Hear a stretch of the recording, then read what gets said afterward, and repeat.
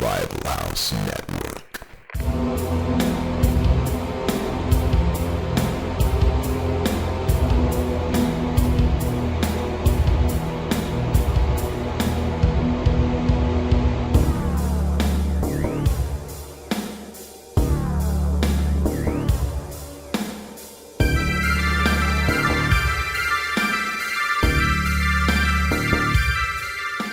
Hey guys, what's going on? We're back, and we're here to talk a little bit about music and whatever we want to talk about. We're here with Pat. What's going on, Pat? Do you want a really cool nickname, Pat? First of all, do you want a cool radio? I'm always never been one for like making up handles on the internet and shit. I always wind up using like either a band name or something like that. But like everybody always calls me by my last name anyway. So I mean, Fury works just fine, I guess. Or you can just call me Pat. It doesn't really matter. I don't have the cool movie reference nicknames like you do. I know. I mean, obviously yours is from Top Gun. No, Goose. And I hate that. It's not. I hate that. Well, all right, well, pardon my ignorance. Where's it from then? I don't know. I don't know how I got blessed with this horrible name. It actually started from like an online handle. My online handle was always Gooseflesh back in the day, and somehow, some way, all that got abbreviated, and now it's just Goose. But I hate it. But it's like I'm just cursed with it. Oh yeah, and I couldn't think for the life of me where the hell Rivers comes from. But yeah, we'll go. It's the hobo, the black hobo from Return of the Living Dead 3. Yeah. Oh, Jesus Christ. Nobody will ever know. Just me and Aaron. Or Goose.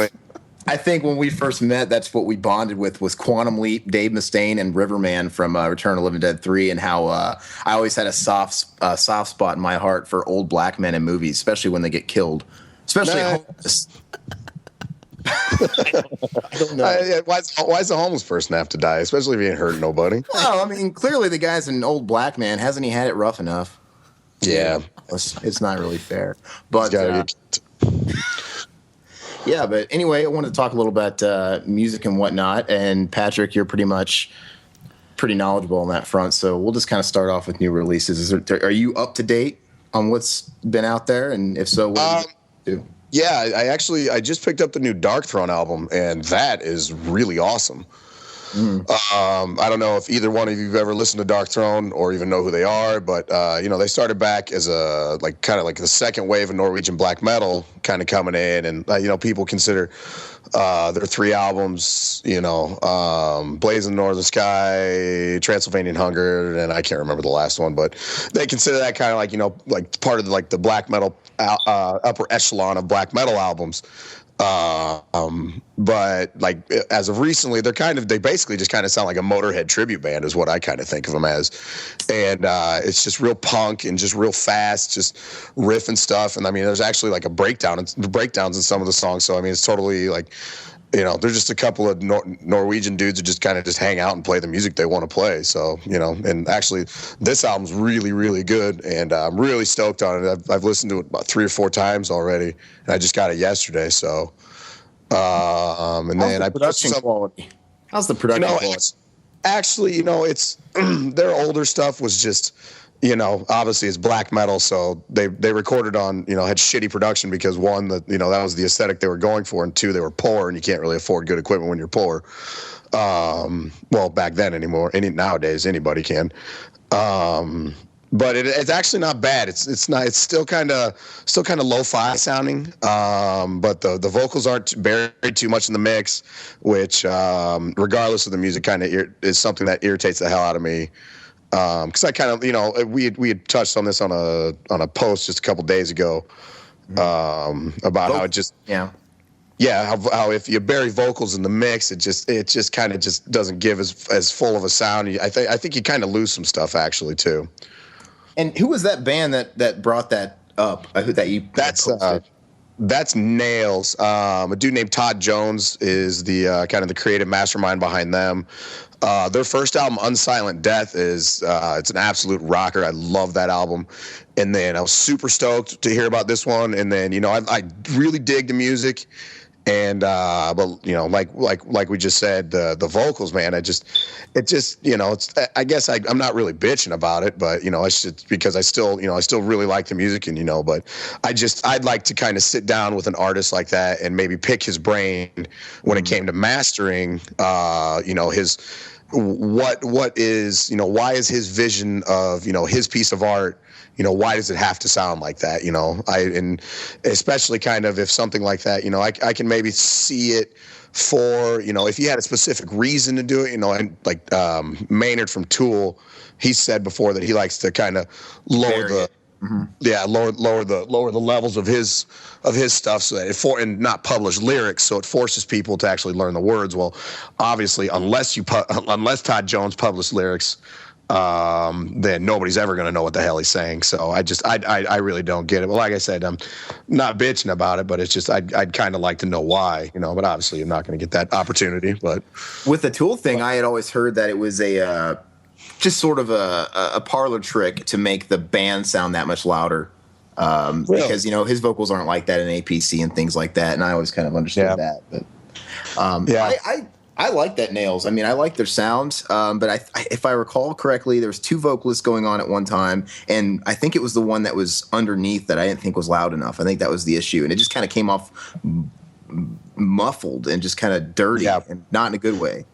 Yeah, if you check out their first one, Unsilent Death, that's got a lot of, it's kind of the same, pretty much the same tone musically, but the production is just tweaked slightly different. And yeah, his Todd's vocals are a little higher in the mix. And that Todd Jones dude, I mean, he's like in the hardcore scene, he's a legend. I mean, he was in Carry On, and he was like the founding guitar player for Terror, and he was in another band called Betrayed. I think they're people. I don't know. All the stuff. I mean, I love Terror, so like pretty much anything that guy does, I guess, is going to get my stamp of approval. So. That's cool. I'm trying to think of what I've been listening to that's new. What, River, you got something to say? I was going to kind of ask you guys real quick about Slayer or whatever, and Dave Lombardo all that nonsense. Yeah, what's up with that? I mean, I heard a little bit about it, but like, why did I mean, and this is actually a question that I pitched to Dave Ellison recently, because people always portray in the media, they paint a story, and then they always have to paint somebody as a bad guy, when who knows, maybe it's not all personal, maybe it's just business. I mean, people are looking at someone like Kerry King or whoever saying, oh, this guy's being a total bully and asshole, and he's hoarding all the money. I'm like, we don't really know the story. I mean, at the end of the day, there's a lot of loose ends to all that stuff that has to go to make the whole machine run. I mean, I don't know. At the end of the day, I don't really care either. I mean, business is business, but it's a shame. I think that's about where it ends for me. It's a pity. I wish they could work it out, because Dave Lombardo is Slayer's drummer in my opinion. But and he previously left the band, so I mean, obviously there's been a history of something. So, and I honestly haven't read any specific details. Was it Thursday or whenever the hell it happened, or Friday? My phone was blowing up from my few metalhead friends, and plus my Twitter and Facebook feed of everybody I subscribed to, just kind of just going off about it. But I never bothered getting around to read any details. So, I mean, there is precedent here with him leaving the band before, and like Aaron said, who the hell knows what was said, sure. What the situation, their arrangements, or what's going on. What really sucks is that's 2 members. Gone right now. Gone. Yeah. Well, I mean, one got bit by a spider, and didn't become which is pretty metal. Yeah, but unfortunately, he didn't become a superhero. He got a flesh-eating bacteria. So, you know what? And I've seen Slayer, I think twice, maybe even 3 times since Jeff Hanneman's been out. And honestly, yeah. I'm not complaining, man. Gary Holt's a lot tighter than he's been lately. I mean, because I've seen Slayer a couple times with Jeff Hanneman as well, and in recent, you could tell, dude. I think that dude just needed a break. I mean, I think he's taking his time recovering. If you know what I mean. I don't know. But well, yeah, I don't know. I hadn't seen them. The last time I saw them was about 4 years ago when they toured with Manson. And what was that crowd like, by the way? That was actually really different, because like you had all the goth guys who were like the goth people who were like into Manson, like when Manson first broke, like when Beautiful People came out, and like Portrait of American Family and stuff. So like they're kind of like the old dudes there. But then at the same time, there's like 15, 16-year-old kids who are still dressing up like it's 1999 with their freaking giant Jinko pants that are black, and they got like they got their hair done in braids, and they got like, colored beads and shit. So it's like half like that, half gother kid, like half like ecstasy kid, like type look. And it was really weird. But then you got all the, the old drunk Slayer fans, screaming Slayer every 5 seconds. Are you sure we're not talking about the gathering of the Juggalos here on that last description? Dude, I'm telling you, I want to go to that so bad just for the people watching. I mean, are you kidding me? 10,000 mouth breathing idiots for like 5 days. Are you kidding me? I mean, that's. Especially because it's almost become cliche anymore with a lot of the mainstream music media, because they are starting to take notice of this. It's getting bigger and bigger every year. And I don't know if you guys saw last year's lineup, but they booked like Fear Factory and Soulfly. Fly was there. I saw that. A bunch of other couple like new metal bands from like back in the day, the late 90s, early 2000s and stuff like that. But I mean, Fear Factory, at one time that name actually carried some clout. So I don't know, but I have to stop you right there. I'm going to interrupt for a second. You know what? Fear Factory, speaking of them, I was actually really, really in love with Mechanize, the last album that came out. Really, really, really liked it. I think more than the average reviewer did, but I was hooked on it for the longest time. I heard a lot of good things. I heard a lot of good things about it. It's a little more straightforward, but it was really, really heavy, just bull crap aside. And then they had this new one come out, The Industrialist, and they're like, we got to go back to our techno roots. And they started just using a legitimate drum machine instead of just kind of cutting and pasting their actual drummer. And I don't know, not as good as Mechanized. But sorry, I just wanted to touch on that. It was a little disappointing. Yeah. That's a band I've never really been able to get into. Burton C. Bell's vocals have always kind of annoyed the hell out of me. Both his screams and the way especially the way he sings. My God, it's just, I don't know, it's just annoying. But yeah, that's just a band. And what was that stupid band that Dino was in with? Divine Heresy? Yeah. I heard that album was a big old steaming turd too. So yeah, I don't know. He takes the 8-string guitar and he abuses it. I mean, you can only play an 8-string guitar to death so much before it all just sounds like mud. I mean, unless you're Meshuggah, don't touch an 8-string guitar. But then you're going to have a whole genre of kids, copying you, playing. Do now, and I think they finally. Meshuggah's been around since 1991, and they finally came up with a term for it. It's like degent or something retarded. Gent or I don't know how the hell you pronounce it, but yeah. But when I hear that sound, I think no, that's Meshuggah. I don't. Yeah. Gent. Anybody that's trying to do it is Meshuggah to me, but. Anyway. Well, and the thing of it is a lot of gent bands. I mean, they're only doing basically half of it right, anyways. They're not intermingling the polyrhythms with the drums either. It's usually just kind of a straight either, just a lot simple timekeeping. Exactly. Maybe that's sort of the method of as to why Colossus, Obzin, and even like Catch 33 have gotten progressively even more deeper into the polyrhythms and even just wackier and less conventional. And that's insane. It's like they have to learn their own songs to play them live. Yeah. Well, I mean, like I said, we've had more and more copycats come out, and it's like, hey, maybe that's the reason we're going to get even more obscure. Like, try and copy this bitch. You guys have heard of them, and I know there's probably some listeners that heard of them. But I mean, I think I've always thought Meshuggah was kind of like an undervalued kind of band in the whole scene. You know what I mean? Granted, they do just fine for themselves and they sell records and stuff like that. But, even at the end of the day, these kids playing this gent, they're like, they're not necessarily, it's not paying homage to, Meshuggah like, the neo thrash bands were doing just a couple years ago, or like the kind of like the underground, kind of like simpler death metal bands that are kind of coming that sound basically like the super old school, like Entombed or like Old Obituary or something like that, where they kind of wear their influences on their sleeves. Basically, they just kind of jacked Meshuggah style. And just basically tried to make it their own. And honestly, there's not a single gent band like, I don't know. I guess people call Immure a gent band. I just thought they were just kind of gay to begin with, but I don't know. Well, and right now, like you said, Meshuggah is relevant, unlike some of these other bands that people are taking inspiration off of. So right now, while Meshuggah is alive and well, you might as well listen to Meshuggah if you're just going to listen to those other bands. Just listen to Meshuggah. It's like nothing. Don't drink. Nothing is like one of. Don't drink Nothing the is one of Kroger Kool-Aid. Oh yeah. Nothing is one of my favorite metal albums. Like period. Just because the guitar work on that album is just absolutely insane.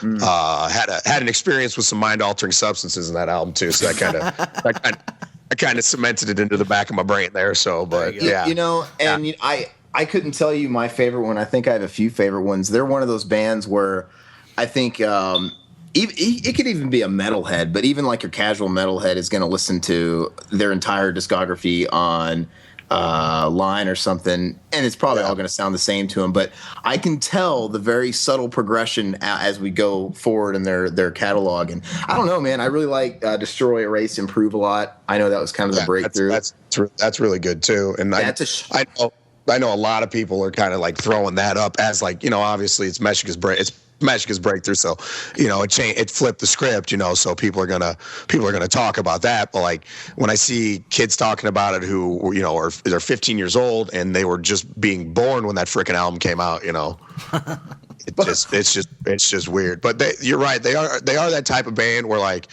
I meet the different people who were like into that band or have heard of that band who I would never in a million years have expected to listen to that band. And like they'll either, obviously a lot of people who don't, listen to extreme music aren't too keen on the vocal stylings more than anything because, they say it's just a bunch of growling and yelling and stuff like that. But the musicianship is just, it's second to none. I mean, my wife is has a degree in music, and I've played her some of their stuff, and even she's absolutely impressed by it and blown away. She, like I said, she doesn't like growling vocals, but she puts up with listening to it kind of secondhand through the way I describe it is they're the only extreme trance band, because it's just like 10-minute onslaughts of what a lot of people think is repetition, which for the most part I guess it is overlying repetition, but there's so much changing in the rhythms behind the main guitar work and stuff, and even even Jens Kidman, his vocal style, it's not for everybody because he's not doing a whole lot. He's really monotone as far as it's just him yelling. It's like he's yelling at the neighbor's dog. He's just yelling, not screaming, not metal shrieking or whatever. He's just yelling, but it's really cool. I describe their music to me it's perfect workout music if anybody out there goes to the gym or whatever, because it's just like jackhammer. It's just a relentless jackhammer for 8-9 minutes, and it doesn't let up. It never stops. It's just, and sometimes it's like, okay, this is more measures of this, but it's just pounds it into the ground. I like it. I don't know. Yeah, I do too. That's they're. I didn't really start getting into them until about a couple years ago. I've always kind of just, I myself just kind of just ignored them. And then when Obscene came out, I really started paying a lot more attention to them, and I got their discography and stuff like that. And then, started really listening to them a lot more. Well, yeah, and on the topic of that, they deserve props just because they are such a consistent band, because they've been around for 20 plus years now. You could tell me and argue with me that Obscene or Colossus is their best album, and I wouldn't argue with you because I think they're amazing. I think they keep great stuff.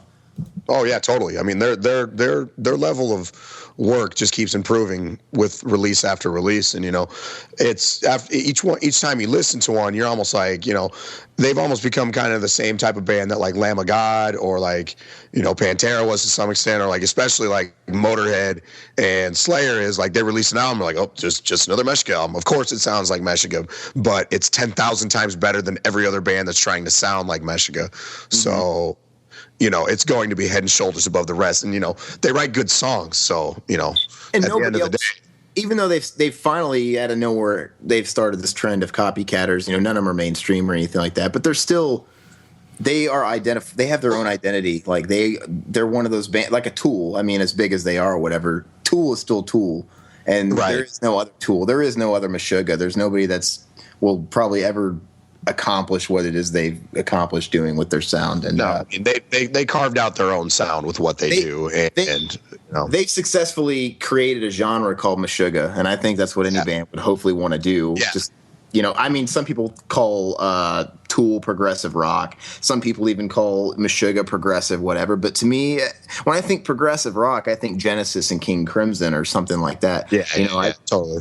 Tool's their own thing. Meshuggah's their own deal. I mean, stuff like that. But yeah, totally. River, you're awfully quiet over there, man. Oh, sorry. No, I'm listening to you Is that guys. Yeah, I have been looking at them a little bit. Yeah.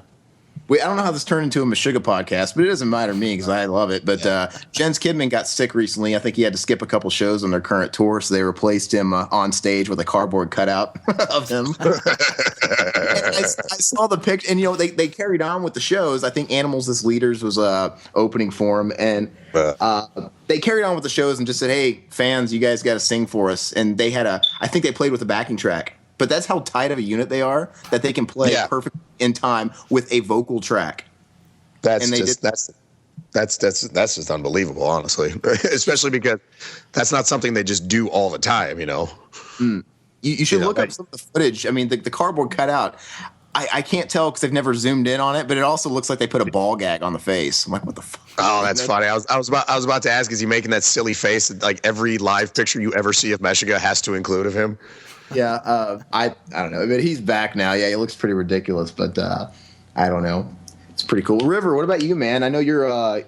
I'm always listening to metal in some extent, but I'm very broad in my taste. I listen to all kinds of stuff. That's probably why I don't pick up every single new metal release anymore because there's so much stuff, and I change with the week. But River, you're a little bit more flighty than me, even. So what is it? I'm real flighty, man. I haven't been listening to anything new lately. I've basically just been picking up all old Alice Cooper albums. And, that's pretty cool. Yeah, I'm really addicted to my favorite Alice Cooper album, probably Zipper Catches Skin, which is of course one of his albums that's not really talked about or anything, but it's different. It has like kind of a I don't know, kind of a punk, post-punk kind of sound to it, and it's different. I really like it though, but it's goofy lyrics and everything, but I just dig it.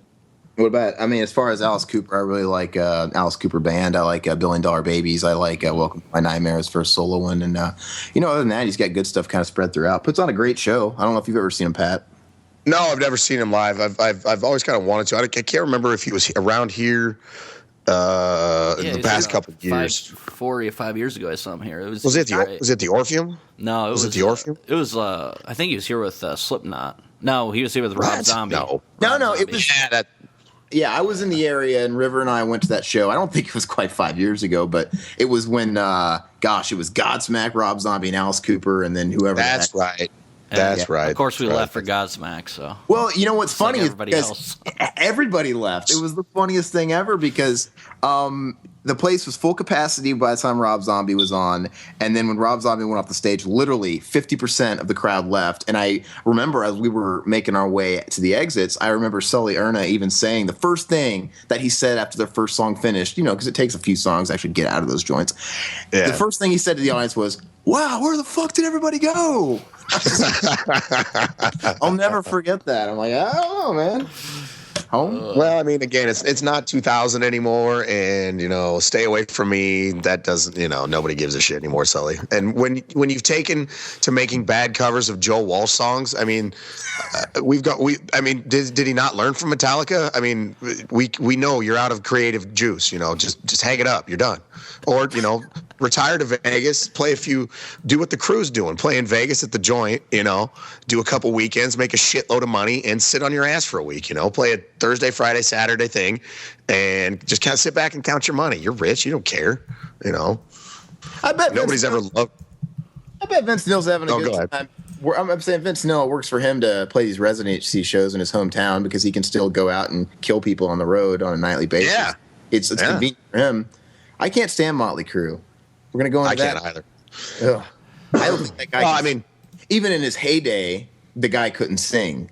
I don't know. He's just he's got this nasal thing going on. Not quite, not in the same way Dave Mustaine has a nasal thing going on. He's seriously got a nasal thing going on, but he just sings it drives me absolutely bad. Yeah, his falsetto's totally like head voice. Like he's not projecting like whatsoever, and he never really ever did. And like even when like he would hit higher or longer sustained notes, like it always just sounds kind of weird, it's like you said, it's just kind of just like thrown up in his nasal cavity. So, it's but obviously heart. I mean, that whole just that. Listen to that. Ugh. Yeah. Yeah, well, I mean, and listen to him now. He sounds like absolute shit. He can't sing a lick now. It looks like absolute shit. But oh, gee, yeah, he looks like Bret Michaels with like 40 pounds on top of it. And don't get me started on Bret Michaels, the guy that how much is he going to exploit that one song he had that isn't even that good? Oh, hey man, get it where you can, dude. I mean, the dude has his own line of pet products, for God's sakes.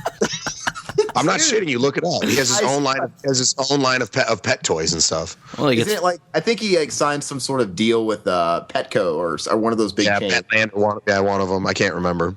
It's ridiculous, but him. It's funny because he's come out with a few solo records, and the only reason I even know those come out is because for some reason some of these websites actually broadcast that. I don't know, and they're always like the most generic looking 5th grade Photoshop album covers. I can't believe like anybody gets away with it. But they always feature the lead single as a take on Every Rose Has Its Thorn. I think the last album was featuring Miley Cyrus. Every Rose I Do It. Yeah. This one, he's got a new one coming out, and it's him and is it Bonnie Raitt? It might be Bonnie Raitt. Every Rose Has a Thorn, another version. I'm like, are you kidding me? Like, just stop it. I mean, it's sad at this point, and he's wearing a wig. I just want him to just come out. Oh no, totally. Nobody wears a cowboy hat and a bandana all the time that often. It just doesn't happen. He still gets more ass in a toilet seat, though. Yeah, more hands. Gets his hands on more bumper than a body shop. There's an Airheads reference for you guys. Yeah, I love that movie. That's a great movie. One thing I'm kind of excited about. Well, I mean, I'm looking forward. interested in is the new Black Sabbath album that'll be coming out. Oh, you mean the 4th album? 13? I think it should be pretty good. I thought the Heaven and Hell album was really good. Mm-hmm. I thought the Heaven and Hell album was pretty good too. I just thought it was a little bit redundant. I mean, it kept the entire same doomy pace the whole time. I mean, even Black Sabbath had songs that I don't know were almost a little bit upbeat. Masters of Reality and stuff like that comes to mind. But I don't know. But Paranoid or something like that. Oh, and you had stuff like Fluff. Yeah, you had these little pieces that would break up the monotony a little bit within their albums always, whether it was an instrumental, and this is, I don't know, and Dio was awesome all the way until he died, but even him on that record. I mean, granted, he still had somewhat of, of a voice still hanging around from being as old as he was, but nobody can keep it forever. But I don't know. The whole kind of dirgy kind of just feel to it. That's always been like my main qualm. Why I just absolutely loathe like doom metal and like drone and stuff like that. Like, just get fucking on with it. Metal's supposed to be fast or at least have some semblance of a pace to me. I've always kind of felt. But like any doom metal, what's like Cathedral or like Candlemass or any of that crap, I could, like most stoner metal, I can't. 90% of stoner metal, I can't stand. Like High on Fire, all that crap, I just can't listen to it. Well, I like to think of like tempo and music a lot like diet. I think it needs to be balanced. Have the right amounts of everything. Make those slow parts all the more potent. All those heavy parts all the more potent. And when it kicks here, I mean, and that's why I like progressive metal. I know it's kind of a nerdy's guys genre or whatever, but I love bands like Symphony X, and I know Dream Theater has kind of been more of a public eye band the last handful of years, but I've been a fan of Dream Theater since 1997. I'm not going to stop now, but I love that. They've been around for a long time, so they've been in the public eye recently because they can't get their shit together. Or ever since they signed with Roadrunner, that label has actually been putting them out there and really promoting them. Because they were kind of in limbo on Elektra Records and getting tossed around to all the Warner record companies, subsidiary companies, and they even admitted it's like they were just happy. They knew what we sold on our own just by our fan base. And they never put any extra money into us. We were the guaranteed sure thing amount of money, and that didn't help us grow. So, and ever since they signed to Roadrunner, they've been all over a lot more stuff, and they've blown up in that sense, and more power to them. But anyway, I've been a fan for a long time. I love music like that. There's a million bands I could talk about. I love Pain of Salvation. You guys ever hear about those guys? Or I've seen that name, but I've never actually listened to them. No, and it's not. They get tagged as progressive metal, but there's really so little metal about them. I don't really know how you describe them, but I love a lot of stuff like that. Where when it is heavy, it's really heavy, because it doesn't come all the time. But I don't know. Well, and like you said, it's kind of the whole balance of the entire thing. I totally understand why people like that. I've never really like Dream Theater. I just never really dug it. And like the one person I knew who was really into Dream Theater was such a complete total asshole that like it just left a bad taste in my mouth about the band entirely. Same thing kind of like with Converge. Like every person who I meet who's like super into Converge is just an absolute dickhead. So I'm just like, I hate you and your favorite band.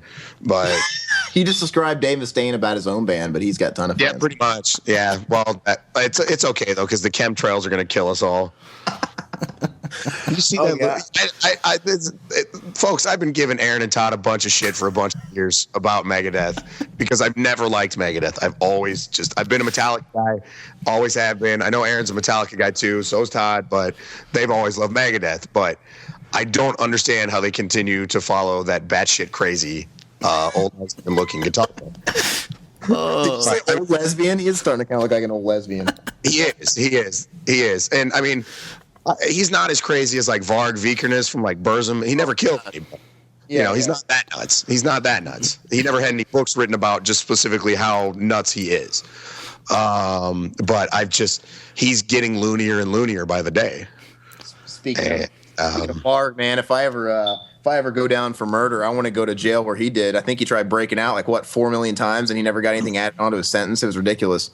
Well, kudos to the Norwegian justice system for handing down the strict penalty of 17 years for admitted capital murder and 9 church arsons.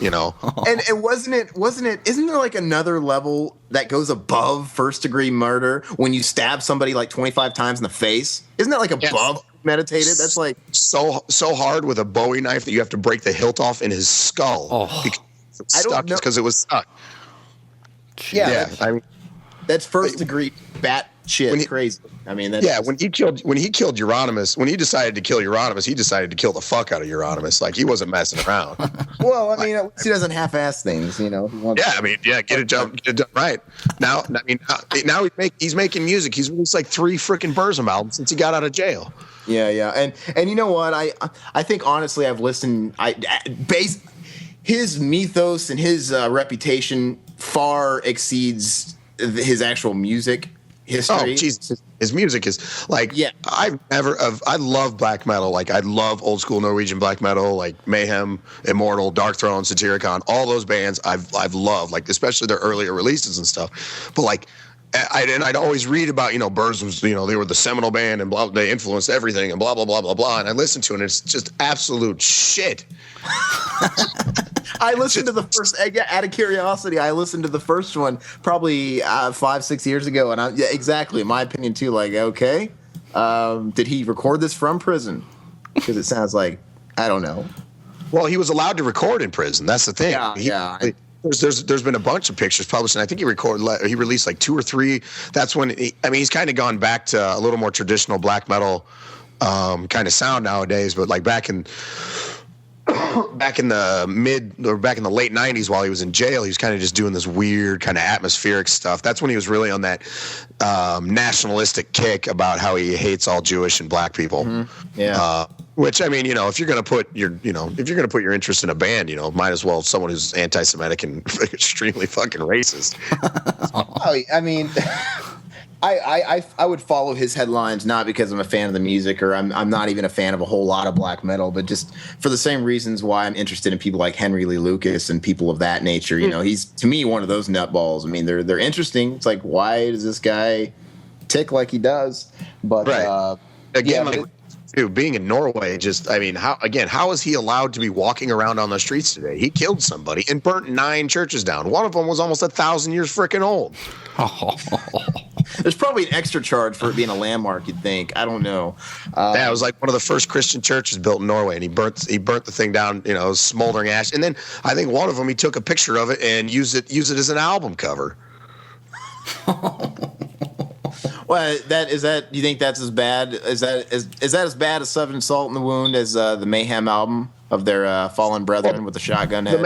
The Dawn of the Blackhearts, that bootleg, that was never meant to actually be. That's not like an official Mayhem release. They've kind of made it into one after the fact, but originally that was a bootleg released by somebody in South America who got a hold of the pictures. I'd probably assume because he did tape trading with Euronymous, and Euronymous was weird and took those pictures, so he probably sent it to him. That's what I always kind of figured. But it's as hardcore, and I didn't know that, but that cover is as hardcore as it gets. It's oh yeah. Oh, I mean, I'm looking at it right now, dude. Jesus yeah. Christ. I tell people, and the thing of it is, Todd, is the note that he left for his suicide just said, "Sorry about the mess." Oh. That's all it said. That's all it said. Well, and then, as the story goes, Hellhammer and Euronymous found him, and Necro Butcher, I can't remember which one of them found him, but, don't call the cops. First of all, let's get the camera out, take some pictures. I thought that was funny, too. In all fairness, took some piece of brain and eat it too. So yeah.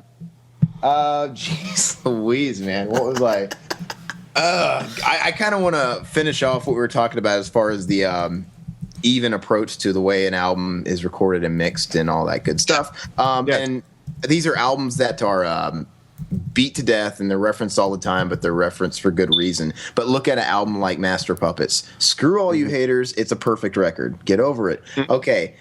You have, it had a pretty winning formula, something like Battery going into Puppets. But anyway, when you come across and you get to a song like The Thing That Should Not Be, that sounds all that much heavier because, you know what I'm saying? It's the only track on that record that sounded like that. Or Raining Blood, when you get to a track like Jesus Saves, that's sort of the break in that assault, that fast record.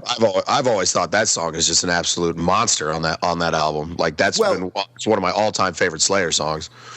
And it totally stops everything for a second, and it's just and it goes into this really it's all that heavier because of that, because it was sandwiched between the stuff it was sandwiched between. But anyway, that's the way I felt about that. I want to talk about, gosh, like I said, I don't know, brand new releases. I've gotten the latest Catatonia, which I don't know if you like Catatonia or not. You probably don't, Pat.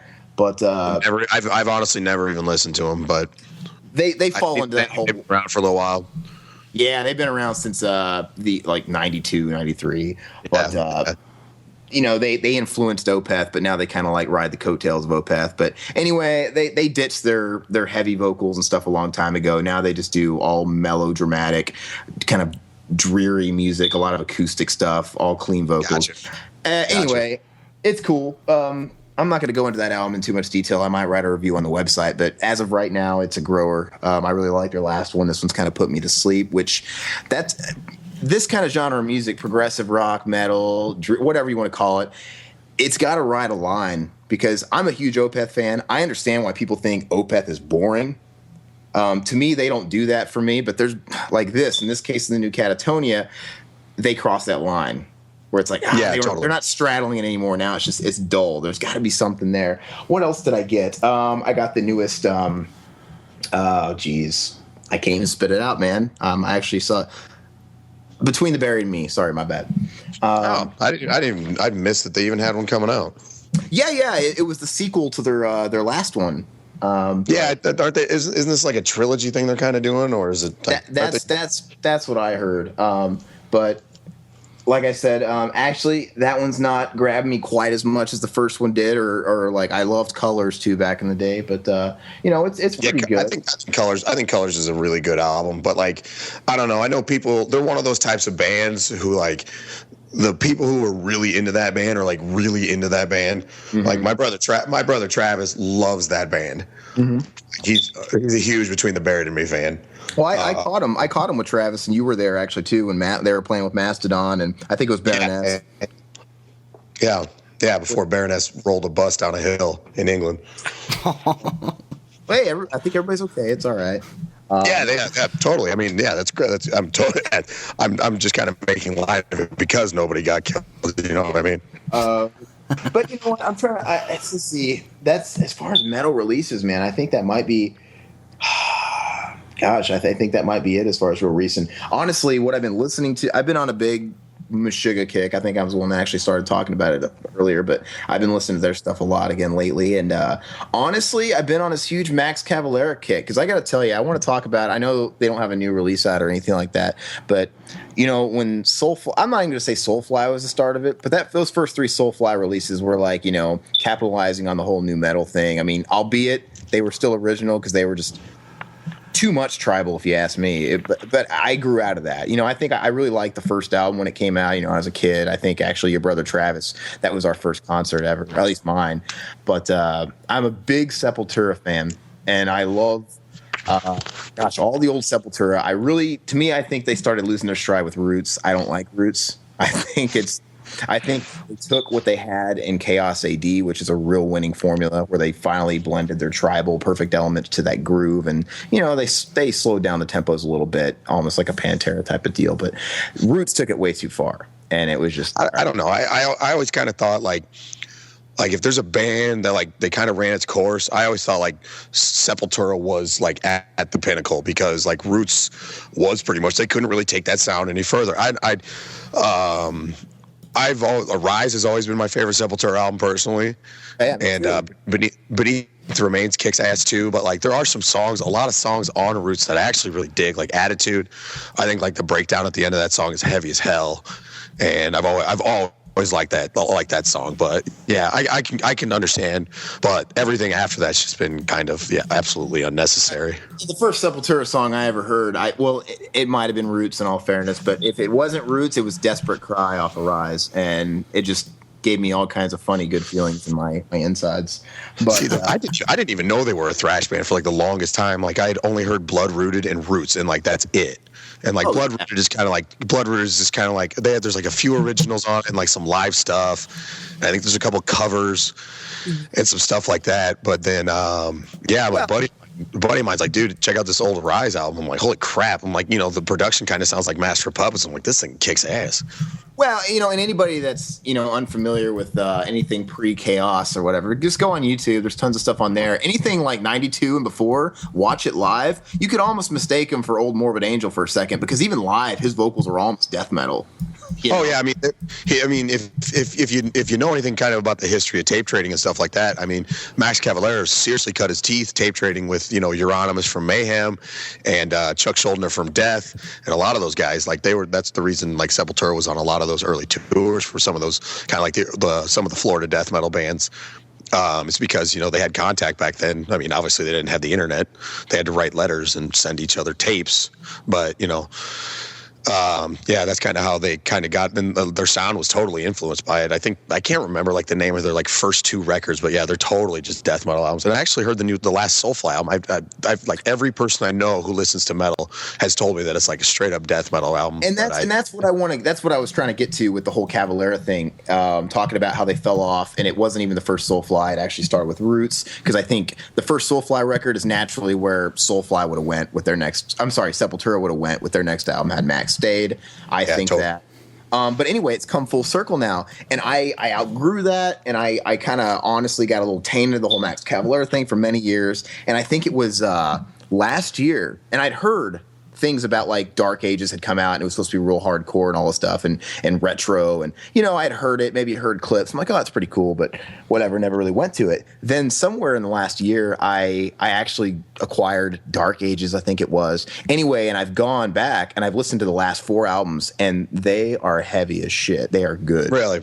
And I'm reformed. I've regained my faith in it. Well, the thing is he gained Mark Rizzo, the guitar player from the band El Nino back in the day, which you would have never knew that guy was anybody. But dude, that dude is talent. And I just, he is one of my upcoming, just favorite, not even upcoming, but just this new favorite guitar players, because he gave that band a kick in the pants. Because listen to Dark Ages, it is awesome. I mean, Google a song like Frontlines, something like and then what was it next? Then they had Conquer, and then there was Omen, and then there's the most recent one, which is I can't get all their one-word titles straight. Wrath or something? No, it's not Wrath. It's not Wrath. Oh, I can't think of it. It's I have it. It's so good. Why can't I? Oh, it's I I don't know. Enslaved. That's it. Yeah, that's it. I knew it was the name of another band, but I just couldn't remember. But they, you know what? In ways they keep getting better. And Enslaved does have a death metal vibe on it, and he's still doing that thing where he likes to have guest vocals, a couple on each record. And on Conquer, he had David Vincent on the lead song. I'd read about that. Yeah, have you ever listened to it? Blood, Fire, War, Hate. I think I heard a snippet of it. I didn't listen to. I stopped listening to him after Dark Ages. A buddy of mine was really into that album, but I don't know. I just kind of like you. I was kind of just like and absolutely indifferent to it, and I was just like, oh, another Soulfly album. What do you do? You know. But that's I probably looked at it at the time because of what preceded it. But honestly, Dark Ages was the start of it. And then, listen to Conquer, listen to Blood, Fire, War, Hate. That song is old school. David Vincent. It's like, why can't they have had those kind of vocal productions on some of those old Morbid Angel albums? It's like, because he sounds great on that. But even though he looks like, have you ever seen him now, man? He looks like he had a baby with Vinnie Paul and spit it out. Well, that's because he's married to Jen from the Jenna Torturers, and so she does his makeup for him. So is he really? Yeah, you know that? Yeah, he's married to Jen from the Jenna. He's married to Jen from the Jenna Torturers. No, I think he produces all their albums now. I think he actually guested on like the last two albums that since he's been married to them. I saw them way back in the day at the Ranch Bowl. I remember I told my parents to drop me off at the Ranch Bowl because they didn't want me hanging out there to begin with, but it reached a certain point where they're just going to, whatever, just as long as he's not doing, getting arrested or doing anything. Yeah. So they took me there, and I told them it was like some local show, which I didn't lie. There were local bands on the bill, but the Jenna Torturers were the headliner, and that's just Morbid Angel, as far as they go, they've had such a big album gap between the current and the last one. I think the only time I've had they came around my area one time, and that was on the Heretic tour, and I regret not going because I ended up liking that album, way after the fact. I never had them listen to it at the time. But they haven't been around in me and Todd's neck of the woods in a good long time. They were supposed to be, I think I was a junior in high school, so it would have been about 2001. That was when Pantera and Slayer and Morbid Angel were touring. But I think they canceled that show. I heard Vinnie Paul broke his foot. That was the last Pantera. Yeah. Really Yeah. So that was like the show. That was the first show that got canceled, or like the second show that got canceled. And I've never had the chance to see them live. I'd like to because I love Altars of Madness, and I like Steve. I like Domination. I like Steve Tucker. I like that a lot. I didn't mind him. I thought he was just fine, but I like both of them. But yeah, listen to Blood, Fire, War, Hate, anybody out there. Give it a chance. And then not even just that, it's caused me to go on this entire Max Cavalera kick. So I even went back and listened to those Cavalera Conspiracy records. I know they have 2 out. So yeah, I only heard the first one. I actually enjoyed the first one, though. I downloaded, like, before I was finding whole albums and stuff when I was any good at how I acquire music. I was only able to find just single songs, not entire whole album files. So I downloaded, like, I think 10 or so, but there's a whole bunch of songs on that first album. They're good, man. They're both good. And you know what? Soulfly is to the point now where they're heavy, where honestly you might not know which band if you have like a shuffle on. Like, I don't know if this is Cavalier Conspiracy or new Soulfly, but that's a good thing. That's a good thing. Yeah, totally. If Max Cavalera was really smart, he'd kind of do like what Manowar does in Germany. I don't know if you guys know. Manowar puts on their own festival in Germany where basically it's just like all bands that sound like Manowar, and then they close. Seriously, does it come with a loaded gun with admission? And a loincloth. But I mean, if he was really smart, he'd do, especially in Brazil. I mean, there's, they have festivals all the time where there's like 1 million people there. And, he does like a set of Soulfly, a set of Cavalera Conspiracy, and then, close every night with Sepultura. He'd make a freaking dump truck full of money. Well, Sepultura is like the Beatles in Brazil still. They're still really popular. They play their MTV down there all the time, and they're pretty much, they're still kind of commercially viable down there. They have one original freaking member. Oh, I know. And the only, their bass player isn't even a bass player, if you ask me. I think he faked his way through it the last 30 years. I don't know. He's kind of like Michael Anthony from Van Halen, the master of the one-string bass. You know what? I don't want to get into that because Michael Anthony's all. I think Michael Anthony had a lot more. Oh no, don't get me wrong.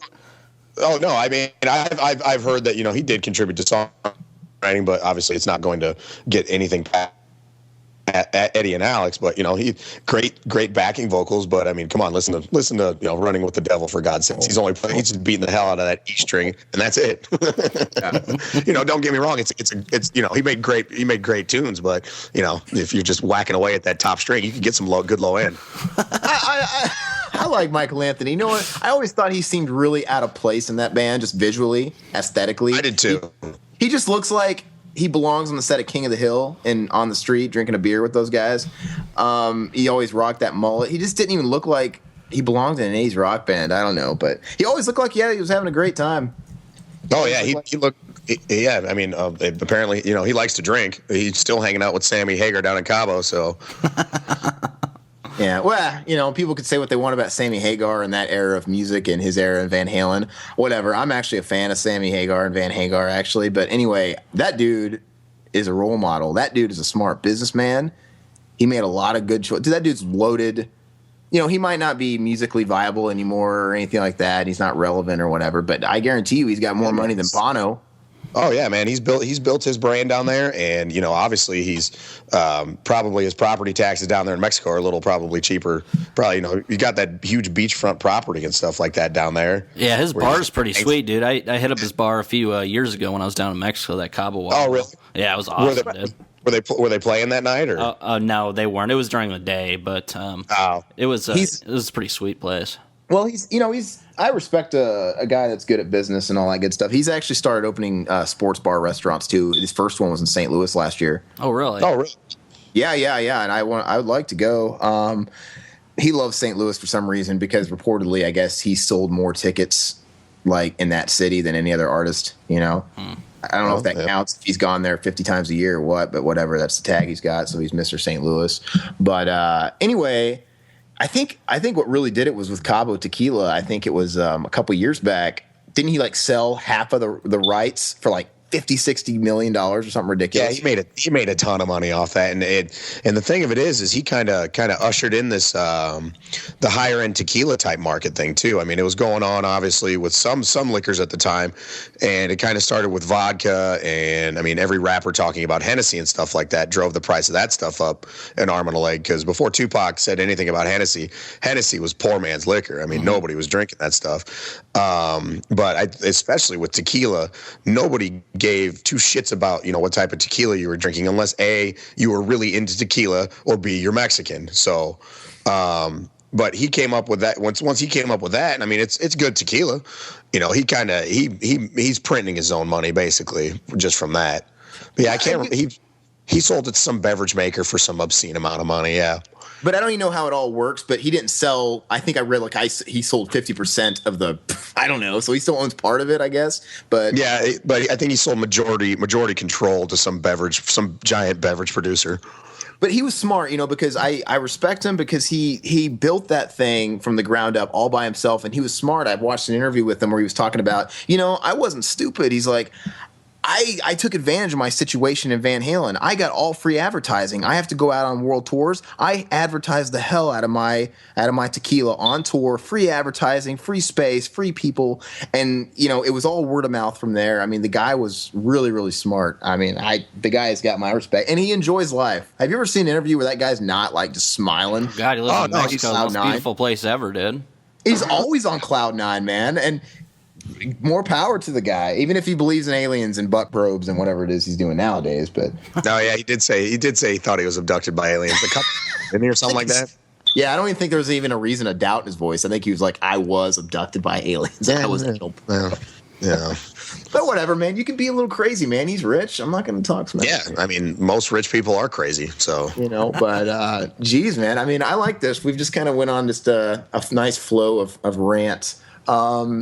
We probably should wrap it up any time now. Is there anything else we need to contribute? Is there anything else you want to throw out there as far as I wanted to talk to Pat real quick about throw out some upcoming releases or something you're looking forward to music. Let's see, some new stuff coming out. There's a band I haven't mentioned on the site before. They had something come out at the end of 2012, I think it was.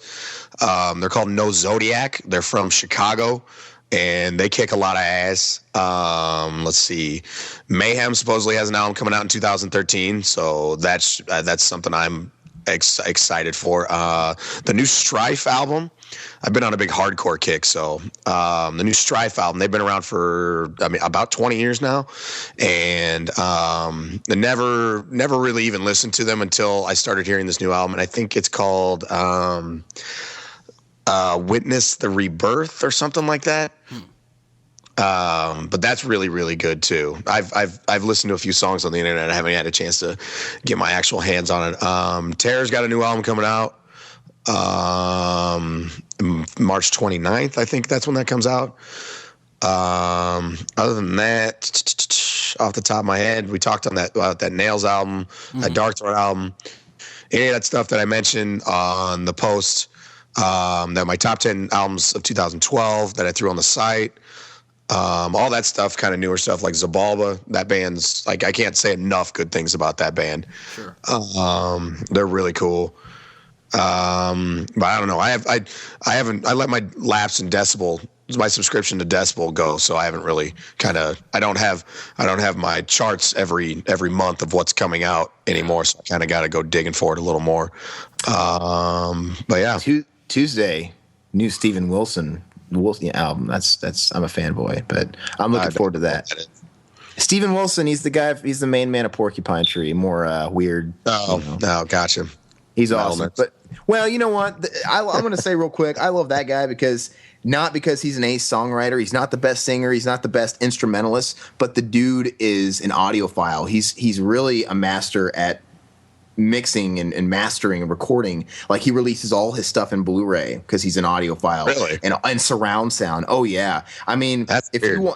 If you want an experience, put on an album like Fear of a Blank Planet or In Absentia, and yeah, that first one was a reference to yeah boy, all that stuff. Public Enemy, yeah. Yeah. But anyway, I love Public Enemy, man. Yeah. Just sit in a chair, man, and put on one of these albums, and you don't have to get stoned. They send you on a trip, and he really appreciates the art of a good sound, and it's brilliant. Anyway, his last solo record was definitely my album of the year when it came out a couple years back, so I'm really looking forward to it. So that's mine.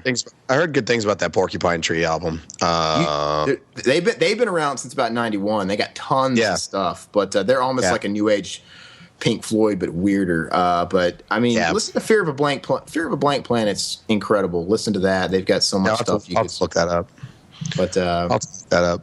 No, River, you got anything? Oh, sorry. No, you're fine. Go ahead.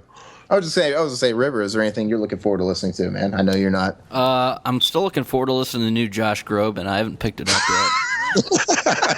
You know what? There's a time and place for everything, and I'm a huge Josh Groban fan too. I thought this was for rock music, but dude, it's really good. He has a cover on the fan edition of Dave Matthews Satellite. It's great. Okay, I still need to check that out on Spotify, so that's what I'll be listening to tonight.